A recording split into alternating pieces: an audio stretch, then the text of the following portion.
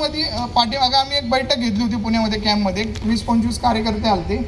मातंग समाजा, नवबौद्ध समाजातील जे कार्यकर्ते आहेत त्यांच्या समन्वयाची बैठक घेतली होती की महाराष्ट्रात हे वातावरण जे चिघळत चालले की भविष्यात याच्यामध्ये दंगली घडू नयेत, एकमेकांशी वाद होऊ नये, म्हणून आपण समन्वयाने एक महाराष्ट्राला काहीतरी मेसेज देऊ म्हणून 20-25 जण आम्ही त्या ठिकाणी बसलो होतो. पण दुर्दैवाने त्या दिवशी आमचे एक सहकारी होते, त्यांच्या मिसेस वारल्या म्हणून सगळेजण त्या ठिकाणी तिकडे गेले. तर त्या दिवशी गायकवाड नावाचे एक सहकारी आमचे तिथं होते. त्यांनी जो मुद्दा मांडला आणि तो मी चेक केला.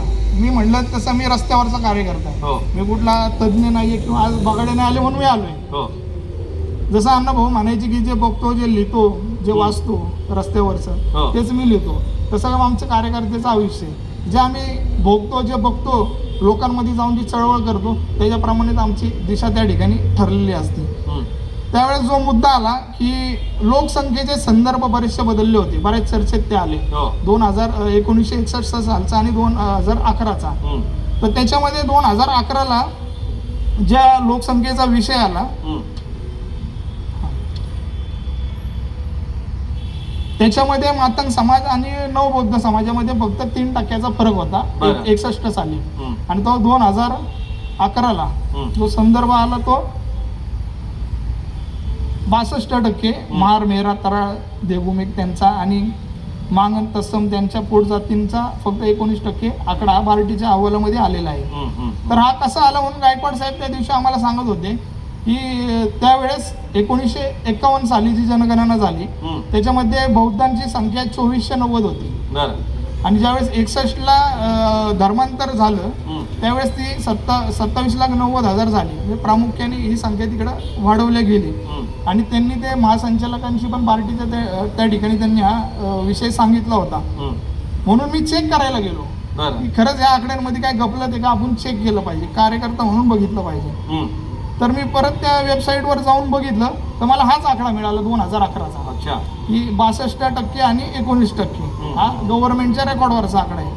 मग मी बौद्ध समाजाची संख्या त्या ठिकाणी चेक केली. 1951ला जे मी म्हटलं ते 2490 होती, 61ला 27,90,000 झाली, 71ला 32,64,000 झाली, 81ला 19,46,000 झाली, 91ला 50,41,000 झाली, 2001ला 58,39,000 झाली. मग गायकवाड साहेब असे म्हणले होते की आम्ही 91ला जो GR जो कायदा झाला की नवबौद्धांना SCच्या सगळे द्यायचं म्हणून सगळी अंमलबजावणी करायची म्हणून आमची ती जनगणना ही 2011ला झाली. म्हणून ही 11ची एकदम आकडे वाढले. पण धक्कादायक हे की बौद्धांचे आकडे तसेच आहेत. अच्छा. हा, मग जनगणनेमध्ये हिथं कमी नाही झाली, हिथं 65,31,000 दाखवत आहे. जर इथनं आपण ही 2490ची जर पकडली तर ते वाढून 1 लाख होतील तसं पकडलं तर. म्हणून मला ह्या दोन्ही आकडेवारींवर संशय. आता हे करणारा काय कोण, बौद्ध नव्हता का मांग नव्हता, तिथे सरकारी पगार घेऊन गलट झालेली लोक होती ज्यांनी जनगणना केली. त्यामुळे हा सुद्धा माझा रोज सरकारवर आहे. हे जाणून बुजून भविष्यात कारण म्हणजे चुकीची जनगणना केली असं तुम्हाला 100%. त्यामुळं जनगणना पण ही योग्य झाली पाहिजे. नाही तर जी मूळ जाती न्याय जनगणना 1931ची झाली मग त्याच्याप्रमाणे संदर्भ घेऊन त्या ठिकाणी यांनी आता जे आरक्षण उपवर्गीकरण करायचंय ते त्या ठिकाणी त्यांनी केलं पाहिजे. आणि मला बांधवांनो तुम्हा सर्वांना हे सांगायचंय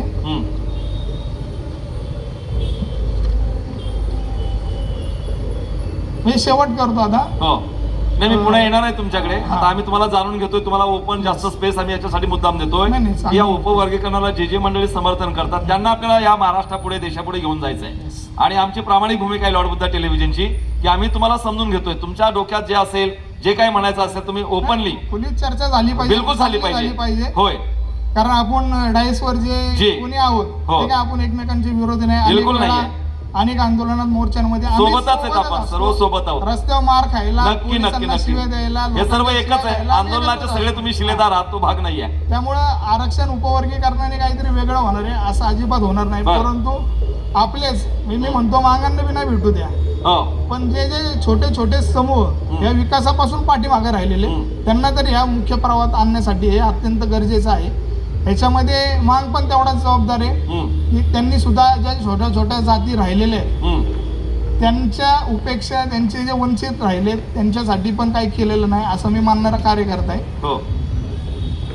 त्यामुळं सगळ्यांनी या भूमिका मला असं वाटतं की आपण जेवढी समजा 59 जातीमधली ही सगळी जी काही आहे जात भावंड, मला असं वाटतं त्या प्रत्येकालाच 59 जातीचं टोटल माहित असलं पाहिजे. म्हणजे आज रोजी 59वी जात कोणती आहे, तिची संख्या किती आहे. म्हणजे आम्ही तर ह्या चर्चेत काही मुद्दे असे पाहिले किंवा अक्षरशः 100 आणि 400 लोकसंख्या असणारा जात समूहित आहे. ते कोण आहेत, ते कुठे आहेत, त्यांचं सुख दुःख नाही का, एक दोन हे कोण विषयावर टाकणार आहे, हे महत्वाचं आहे ना. याचा अहवाल आता तुम्हाला आकडेवारी सांगतो मी. चला मी येतो साहेब तुमच्याकडे. मला जोरदार टाळ्या होऊन जाऊ द्या. खरं तर अतिशय महत्वपूर्ण चर्चा या ठिकाणी होते. लॉर्ड बुद्ध टेलिव्हिजन प्रस्तुत अतिशय महत्वाच्या विषयावर या ठिकाणी हा महाचर्चेचा कार्यक्रम होतो आणि ती चर्चा आपण जातोय. खरं तर संविधानिक अभ्यास ठेवणारे ॲडव्होकेट प्रियदर्शी तेलंग साहेबांना माझी विनंती असेल. सर, उपवर्गीकरणाच्या संदर्भात हे जे काही होते अनुसूचित जातीचं उपवर्गीकरण, काय वाटते तुम्हाला, हे न्याय आहे की अन्याय आहे? बदल समितीचा अहवाल आला नाही आणि महाराष्ट्र शासन त्याच्यावर हरकती नोंदवायला सांगताय, हे शासनाचं डोकं ठिकाणावर आहे का, हा प्रश्न या चॅनलच्या माध्यमातून मी पहिल्यांदा करू इच्छितो. बिलकुल. वा. मुद्दा असा आहे की चेन्नैया जे जजमेंट होतं त्यांनी 341 मध्ये बदल करता येणार नाही असा निर्णय दिला. आता चंद्रचूड साहेबांच्या त्या निर्णयामध्ये असं म्हटलं गेलं आहे की दविंदर सिंगच्या जजमेंटमध्ये आता बदल करता येऊ शकतो. खरं पाहता 341च्या संदर्भात जेव्हा ते 300 काहीतरी होतं कलम, त्या डिबेट्समध्ये बाबासाहेब असं म्हणाले की एकदा राष्ट्रपतींनी ही काय यादी जाहीर केली तर राष्ट्रपतीला सुद्धा याच्यामध्ये बदल करता येणार नाही, तो फक्त संसदेचा अधिकार आहे. नक्की. आता हे दुर्दैवानं सुप्रीम कोर्टाने या संदर्भातलं आपण जे म्हणतोय की सामाजिक आणि सांस्कृतिक स्तरावर जो हे युनिट 1 नाहीत ते अगदी बरोबर आहे. आणि बाबासाहेबांनी सुद्धा सायमन कमिशनच्या पुढे मांडताना हे म्हटलं की इथल्या ज्या वेगवेगळ्या जाती आहे डिप्रेस्ड क्लासेस मधल्या त्या काही एक नाहीत, पण त्या एक कुठल्या पॉइंट ऑफ व्ह्यूनी आहेत तर अनटचेबिलिटी आणि कास्ट डिस्क्रिमिनेशनच्या अनुषंगाने जे आपण मागतोय आरक्षण एज्युकेशन आणि एम्प्लॉयमेंटच्या अनुषंगाने, तिथे ते मात्र एक आहेत. त्यांना ट्रीटमेंट ही एकत्रपणे दिली जाते. पण ही सांस्कृतिक आणि सामाजिक स्तरावर आपण जेव्हा बघतो तेव्हा मेलेल्या ढोराची हिस्से करत वाटणी करत असताना काही बदमाश महार होती जे तुकडे जे झालेत, हिस्सा जो झाला त्याच्या माती टाकायचं. आता या आरक्षणामध्ये माती टाकण्याचं काम शासन व्यवस्था करताय, इथली न्याय व्यवस्था करताय, इथलं सरकार करताय. हे जरा आपण समजून घेतलं पाहिजे. याचे मी तुम्हाला काही उदाहरणं देतो की या जजमेंटमध्ये सुद्धा ज्या मुद्द्यांकरता ही जजमेंट होतं त्याच्यात 2 पावलं पुढे जात गवई साहेबांनी त्याच्यामध्ये आपलं नाक खुपसलं. काय सांगितलं की ज्याचा आरक्षणाचा एकदाच फायदा घेतला त्यांना ते आरक्षण मिळावं नाही. दुसरं त्याच्यात क्रिमिलेअरचा मुद्दा आणला.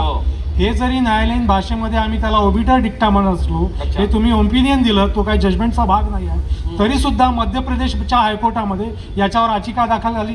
ती याचिका हायकोर्टाने स्वीकारली नाही, हा भाग वेगळा. पण पुढे चालून हा जेव्हा जजमेंट आहेच तुम्ही त्याच्यात नमूद केला आहे, तर जसं आमचे मित्र म्हणाले की इथल्या सरकारने सुद्धा तो ओपन ठेवला आहे की जा तुम्ही मरा, तुम्ही कोर्टात जा, तुम्ही एकमेकांची भांडणं करा. कारण हा जेव्हा बदल समिती सुद्धा स्थापन केली, निवडणुकीच्या पूर्वी काही महिन्यापूर्वी स्थापन केली होती, तेव्हा सुद्धा सरकारने कुणालाच विचारात घेतलं नाही. पक्षीय स्तरावर किंवा कुठल्याच याच्यामध्ये ती विचारणा केलेली नाही. जेव्हा ही समिती स्थापन झाली त्या समितीला एक्सटेन्शन दिलं, पण समिती कुणाला भेटली, कुणाशी चर्चा केली, कुठल्या प्रतिनिधीशी बोललीत, असं काही झालेलं नाही. त्याच्यामुळे या समितीने काय अहवाल दिला हा अजूनही गुलदस्त्यात आहे आणि हरकती सरकार मागत आहे. म्हणजे मुद्दा जेव्हा या समितीच्या निर्णयानंतर कर्नाटकाने सुद्धा याच्यावरचा कायदा बनवला, त्या कायद्यामध्ये म्हटलं आहे की ॲडव्होकेट रिप्रेझेंटेशन दिलं पाहिजे. अगदी बरोबर आहे की मोस्ट बॅकवर्डनेस चेक करायची गरजच नाही, हे चेन्नई समितीमध्ये म्हटलं गेलं आहे, चेन्नईच्या जजमेंटमध्ये म्हटलं आहे. इथे आता मोस्ट बॅकवर्डनेस काय आहे हे जरा बघितलं गेलं पाहिजे. त्याच्या 2 चाचण्या सुप्रीम कोर्टाने त्याच जजमेंटमध्ये दिल्या. काय तर यांचं ॲडिक्वेट रिप्रेझेंटेशन आहे का, आणि दुसरं की याचा एम्पिरिकल डाटा काय, हे बदल समितीने बघितलं आहे का, तर नाही. बरं, कर्नाटकाचं काँग्रेस सरकार किंवा तेलंगणाचं काँग्रेस सरकार म्हणते की आम्ही कास्ट सेन्सस घेतला, ठीक आहे, मान्य आम्हाला तुम्ही कास्ट सेन्सस घेतला, पण मग कॅटेगरी करताना याच्यामध्ये क्लासिफिकेशन करताना तो डेटा वापरला का? तर नाही. म्हणजे कर्नाटकाचं ताजं उदाहरण आहे. कायद्यामध्ये त्यांनी 17% आरक्षणाची भाषा बोलली आहे. हो. Class A, class B, class C कायद्यामधला आहे 6%, 6% आणि 5%. कॅटेगरी ए ज्याला त्यांनी दलित लेफ्ट म्हटलं, अच्छा. दलित डावे. कॅटेगरी बी ज्याला दलित उजवे असं अच्छा. म्हटलं, दलित राईट.